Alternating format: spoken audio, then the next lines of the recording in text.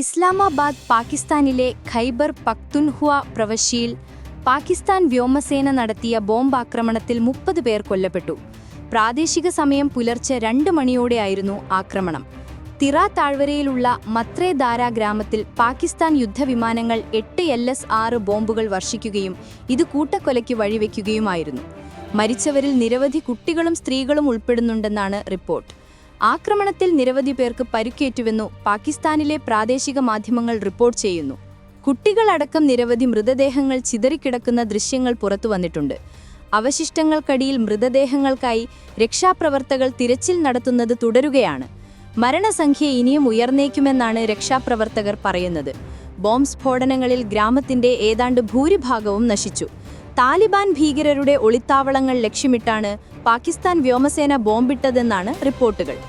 എന്നാൽ ബോംബാക്രമണത്തിൽ കൊല്ലപ്പെട്ടവരെല്ലാം സാധാരണക്കാരായ ഗ്രാമവാസികളാണ്.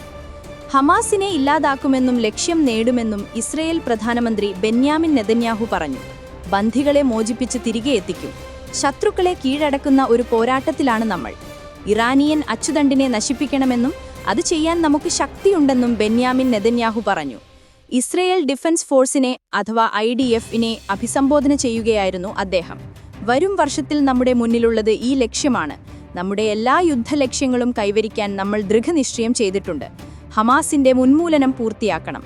നമ്മുടെ ബന്ധികളെ മോചിപ്പിച്ച് ഗാസ ഇനി ഇസ്രയേലിന് ഭീഷണിയാകില്ലെന്ന് ഉറപ്പാക്കാനും കഴിയണം. സുരക്ഷയ്ക്കും വിജയത്തിനും സമാധാനത്തിനും അവസരങ്ങൾ തുറക്കണം. ഇത് ഇസ്രയേലിന്റെ സുരക്ഷയിൽ ഒരു ചരിത്ര വർഷമാകും, നെതന്യാഹു പറഞ്ഞു. ഇത് സുരക്ഷയുടെയും വിജയത്തിന്റെയും ഐക്യത്തിന്റെയും വർഷമാകട്ടെ എന്നും നെതന്യാഹു പറഞ്ഞു. IDF chief of staff lieutenant general Eyal Zamir, പ്രതിരോധ മന്ത്രി ഇസ്രയേൽ കാട്സ് എന്നിവരോടൊപ്പമായിരുന്നു IDF ജനറൽ സ്റ്റാഫ് ഫോറത്തെ നെതന്യാഹു സന്ദർശിച്ചത്. ഭീകരർക്കെതിരെ എന്ന പേരിൽ മുൻപും ഖൈബർ പക്തൂൻഖ്വയിൽ പാകിസ്ഥാൻ സൈന്യം ബോംബാക്രമണം നടത്തിയും നിരവധി സാധാരണക്കാർ കൊല്ലപ്പെടുകയും ചെയ്തിട്ടുണ്ട്. ഈ വർഷം ആദ്യവും ജൂണിലും ഖൈബർ പക്തൂൻഖ്വയിൽ ആവർത്തിച്ചുള്ള ഡ്രോൺ ആക്രമണങ്ങൾ നടന്നിരുന്നു. പാകിസ്ഥാനിലെ സിവിലിയൻ ജീവിതത്തോടുള്ള ഭയാനകമായ അവഗണനയുടെ സൂചനയാണ് ഖൈബർ പക്തുൻഖ്വയിലെ ആക്രമണങ്ങളെന്ന് ആംനസ്റ്റി ഇന്റർനാഷണൽ ആരോപിച്ചിരുന്നു. CPM നേതാവ് KJ ഷൈനിനെതിരായ സൈബർ ആക്രമണ കേസിൽ ചോദ്യം ചെയ്യലിനു ഹാജരാകണമെന്ന് 1-ാം പ്രതി CK ഗോപാലകൃഷ്ണന് പോലീസിന്റെ നിർദ്ദേശം. കോൺഗ്രസ് പറവൂർ മണ്ഡലം സെക്രട്ടറിയായ ഗോപാലകൃഷ്ണന്റെ വീട്ടിൽ പരിശോധന നടത്തിയ ശേഷമാണ് ചോദ്യം ചെയ്യലിന് ഹാജരാകാൻ നിവേദിച്ചത്. ഗോപാലകൃഷ്ണൻ ഒളിവിലാണെന്നാണ് പോലീസ് ഭാഷ്യം. വീട്ടിൽ നിന്ന് ഗോപാലകൃഷ്ണന്റെ ഫോൺ കണ്ടെടുത്തുവെന്നും വിശദ പരിശോധനയ്ക്ക് അയക്കുമെന്നും പോലീസ് വൃത്തങ്ങൾ വ്യക്തമാക്കി.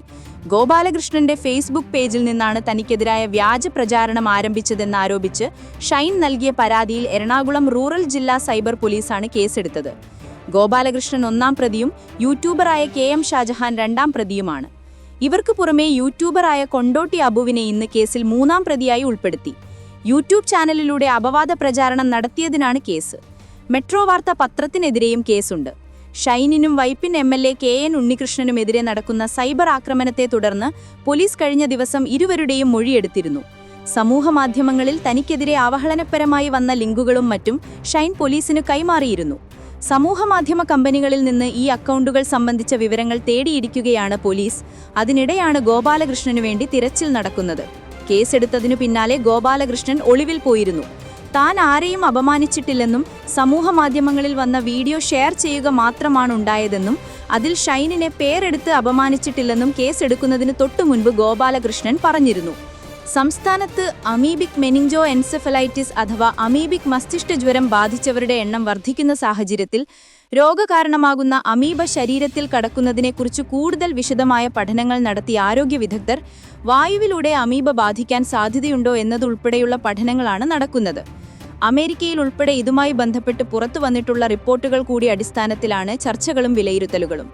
തിരുവനന്തപുരത്ത് രോഗബാധിതരായി ചികിത്സയിലുള്ള കൂടുതൽ പേർക്കും മുൻപ് കണ്ടുവരുന്ന രീതിയിലല്ല രോഗബാധ ഉണ്ടായിരിക്കുന്നതെന്നാണ് അധികൃതരെ ആശങ്കപ്പെടുത്തിയിരിക്കുന്നത്.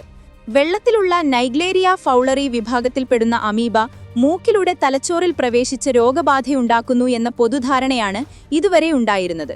എന്നാൽ ഇപ്പോൾ ചികിത്സയിലുള്ളവർക്ക് ഇത്തരത്തിൽ രോഗബാധയ്ക്കുള്ള ഒരു പശ്ചാത്തലവും ഇല്ല എന്നുറപ്പിച്ചതോടെ പുതിയ സാധ്യതകൾ പരിശോധിക്കുകയാണ് ആരോഗ്യ വിദഗ്ധർ. എന്തെങ്കിലും തരത്തിലുള്ള മാർഗനിർദ്ദേശങ്ങൾ കൂടുതലായി നൽകേണ്ടതുണ്ടോ എന്നതുൾപ്പെടെ വരും ദിവസങ്ങളിൽ തീരുമാനമെടുക്കും.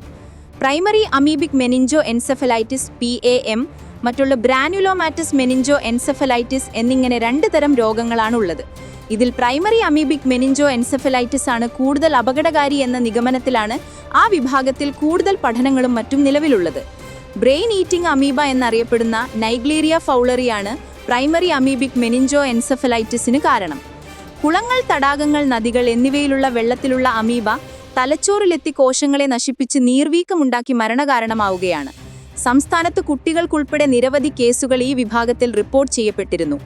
നൈഗ്ലീരിയ ഫൗളറിക്ക് പുറമെ അക്കാന്ഥാമീബ, സാപ്പിനിയ, ബാലമുത്തിയ എന്നീ അമീബകളും രോഗത്തിന് കാരണമാകുന്നുണ്ട്. മൂക്കിനെയും മസ്തിഷ്കത്തെയും വേർതിരിക്കുന്ന നേരിയ പാളിയിൽ അപൂർവമായി ഉണ്ടാകുന്ന സുഷിരങ്ങൾ വഴിയോ കർണപടലത്തിൽ ഉണ്ടാകുന്ന സുഷിരം വഴിയോ അമീബ തലച്ചോറിൽ കടക്കുകയും മെനിഞ്ചോ എൻസെഫലൈറ്റിസ് ഉണ്ടാക്കുകയും ചെയ്യുന്നതാണ്. 97% മരണനിരക്കുള്ള രോഗമാണിത്. കൊച്ചുകുട്ടികളുടെ തലയൊട്ടി വേണ്ട രീതിയിൽ കട്ടിയില്ലാതെ വരുന്നതിനാൽ അവരിൽ രോഗം കൂടുതലായി കാണപ്പെടുന്നു. രോഗം മനുഷ്യരിൽ നിന്ന് മനുഷ്യരിലേക്ക് പകരില്ല. നൈഗ്ലീരിയ ഫൗളറിക്ക് കടൽ വെള്ളത്തിൽ നിലനിൽപ്പില്ല. 45.8 ഡിഗ്രി സെൽഷ്യസ് ചൂടുവരെ മനുഷ്യ ശരീരത്തിൽ ഇത് നിലനിൽക്കും. കൂടുതലായും വേനൽക്കാലത്താണ് രോഗബാധ വർദ്ധിക്കുന്നത്. ചൂടുള്ള വെള്ളത്തിൽ കാണുന്ന സയാനോ ബാക്ടീരിയയാണ് അമീബയുടെ ഇഷ്ടഭക്ഷണം. ആഗോളതാപനം വെള്ളത്തിന്റെ ചൂട് വർദ്ധിപ്പിക്കുകയും അമീബയ്ക്ക് വളരാൻ അനുകൂല സാഹചര്യം ഉണ്ടാക്കുകയും വേനൽക്കാലത്ത് ആളുകൾ കൂടുതലായി കുളങ്ങളിലും മറ്റും കുളിക്കുകയും ചെയ്യുന്നതാണ് രോഗബാധയ്ക്കുള്ള സാധ്യത വർദ്ധിപ്പിക്കുന്നത്. രോഗാണുബാധയുണ്ടായി 1 മുതൽ 9 ദിവസങ്ങൾക്കുള്ളിലാണ് രോഗലക്ഷണങ്ങൾ ഉണ്ടാകുന്നത്. തീവ്രമായ തലവേദന, പനി, ഓക്കാനം, ഛർദി, ജന്നി, കഴുത്ത് തിരിക്കാൻ ബുദ്ധിമുട്ട്, സ്വബോധം നഷ്ടപ്പെടുന്ന അവസ്ഥ തുടങ്ങിയവയാണ് പ്രാഥമിക ലക്ഷണങ്ങൾ. പിന്നീട് ഗുരുതര അവസ്ഥയിലെത്തുമ്പോൾ അപസ്മാരം, ബോധക്ഷയം, ഓർമ്മക്കുറവ് തുടങ്ങിയ ലക്ഷണങ്ങളും ഉണ്ടാകുന്നു. ഗ്രാനുലോമാറ്റസ് മെനിഞ്ചോ എൻസെഫലൈറ്റിസ് എന്നാൽ തീർത്തും വിഭിന്നമായ തരത്തിലാണ് ഗ്രാനുലോമാറ്റസ് മെനിഞ്ചോ എൻസെഫലൈറ്റിസിന് കാരണമാകുന്ന അക്കാന്താമീബിക് കിലാറ്റോ കഞ്ചങ്ക്റ്റിവൈറ്റിസ് അമീബ ബാധിക്കുന്നത്. കണ്ണിന്റെ നേത്രപടലത്തിലൂടെ നേരിട്ട് കേന്ദ്രനാഡീവ്യൂഹത്തിലേക്ക് അമീബ വ്യാപിക്കാൻ സാധ്യതയുണ്ട്. എന്നാൽ ഇത് വളരെ അപൂർവമായി മാത്രമേ സംഭവിക്കുകയുള്ളൂ. ഇതിനു പുറമെ വായുവിലൂടെ ശ്വാസകോശം വഴിയും ത്വക്കിലൂടെയും അമീബ ഉള്ളിൽ കടന്നേക്കാമെന്നാണ് കണ്ടെത്തൽ. അക്കാന്തീമീബിയ സർവ്വവ്യാപിയാണ്. വെള്ളത്തിൽ മാത്രമല്ല പൊടിപടലങ്ങളിലും കണ്ടെത്തിയിട്ടുണ്ട്. ഈ അമീബകൾ മൂക്കിലൂടെയും തൊലിപ്പുറത്തുകൂടെയും ശരീരത്തിൽ പ്രവേശിക്കുന്നു. രക്തത്തിലൂടെയോ മൂക്കുവഴിയോ ഇവ മസ്തിഷ്കത്തിൽ എത്തുകയും രോഗമുണ്ടാകുകയും ചെയ്യും. വെള്ളമുള്ള വെള്ളം ആവിയായി മൂക്കിലേക്ക് വലിച്ചു കയറ്റിയാലും അക്കാന്തമീമിക് കാരണമുള്ള മസ്തിഷ്ക ജ്വരം ഉണ്ടാകാൻ സാധ്യതയുണ്ട്. വെള്ളത്തിലിറങ്ങുന്നവരുടെ ശരീരത്തിലെ തിരിച്ചറിയാൻ പോലും ആകാത്ത മുറിവിലൂടെ അമീബ തലച്ചോറിലെത്താൻ സാധ്യതയുണ്ട്. വെള്ളവുമായുള്ള സമ്പർക്കത്തിലൂടെ രോഗബാധയുണ്ടാകുമ്പോൾ അതിനു കാരണം നൈഗ്ലീരിയയാണെന്ന് ഉറപ്പിച്ചു പറയാനാകില്ല. അക്കാന്താമീബയോ സാപ്പിനിയയോ ബാലമുത്തിയോ ത്വക്കിലൂടെയും ഉള്ളിൽ കടന്നിരിക്കാനുള്ള സാധ്യത തള്ളിക്കളയാനാവില്ല. പ്രൈമറി അമീബിക് മെനിഞ്ചോ എൻസെഫലൈറ്റിസ് കുട്ടികളെയും ചെറുപ്പക്കാരെയുമാണ് കൂടുതലായി ബാധിക്കുന്നത്. എന്നാൽ ഗ്രാനുലോമാറ്റസ് മെനിഞ്ചോ എൻസെഫലൈറ്റിസ് എല്ലാ പ്രായപരിധിയിലുള്ള ആളുകളെയും ബാധിക്കും. രോഗപ്രതിരോധ ശേഷി കുറഞ്ഞവരെയാകും അമീബ കൂടുതലായി ആക്രമിക്കുക. ഏത് കാലാവസ്ഥയിലും ഗ്രാനുലോമാറ്റസ് മെനിഞ്ചോ എൻസെഫലൈറ്റിസ് ബാധിക്കാൻ സാധ്യതയുണ്ട്. ചെങ്കണ്ണ, ത്വക്കിലെ അൾസർ തുടങ്ങിയവയും ഇതിന്റെ ലക്ഷണങ്ങളാണ്. നട്ടെല്ലിൽ നിന്ന് സ്രവം കുത്തിയെടുത്ത് പരിശോധിക്കുന്നത് വഴിയാണ് രോഗനിർണയം നടത്തുന്നത്. PCR പരിശോധനയിലൂടെ രോഗം സ്ഥിരീകരിക്കും. അമീബയ്ക്കെതിരെ ഫലപ്രദമെന്ന് കരുതുന്ന 5 മരുന്നുകളുടെ സംയുക്തം ഉപയോഗിച്ചാണ് ചികിത്സിക്കുന്നത്. എത്രയും വേഗം മരുന്നുകൾ നൽകി തുടങ്ങുന്നവരിലാണ് രോഗം ഭേദമാക്കാൻ സാധിക്കുന്നത്. ചെറിയ കുട്ടികളുടെ ഒറ്റത്തിലേക്ക് നേരിട്ട് വെള്ളം ഒഴിക്കാതിരിക്കാൻ ശ്രദ്ധിക്കുക. കെട്ടിക്കിടക്കുന്ന വെള്ളത്തിൽ കുളിക്കുന്നതും വെള്ളത്തിൽ ഡൈവ് ചെയ്യുന്നതും പരമാവധി ഒഴിവാക്കുക. വാട്ടർ തീം പാർക്കുകളിലെയും സ്വിമ്മിംഗ് പൂളിലെയും വെള്ളം കൃത്യമായി ക്ലോറിനേറ്റ് ചെയ്ത് ശുദ്ധമാണെന്ന് ഉറപ്പാക്കുക.